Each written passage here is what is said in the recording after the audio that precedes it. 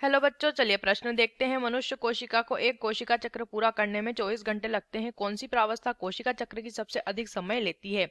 सूत्री विभाजन प्रावस्था, अंतरावस्था, अर्धसूत्री विभाजन प्रावस्था, कोशिका द्रव्य विभाजन। आइए जानते हैं यहाँ पे हमारे प्रश्न की मुख्य अवधारणा। लिखेंगे यहाँ पे मुख्य अवधारणा। हमारे प्रश्न की मुख्य अवधारणा यहाँ पर संबंधित है, हमें बताना है कोशिका विभाजन के बारे में प्रश्न दिया है।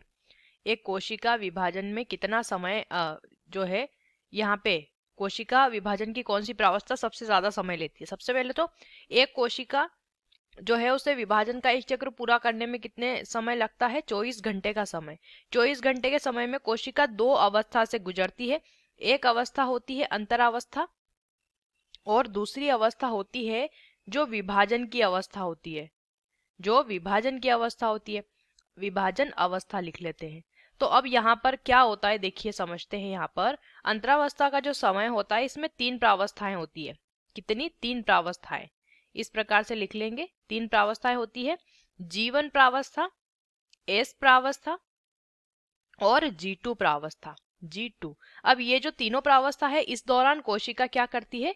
कोशिका अपने आप को विभाजन के लिए तैयार करती है, यानी कि वृद्धि, इनके डीएनए का द्विगुणन, ये सभी कार्य इस दौरान संपन्न होते हैं।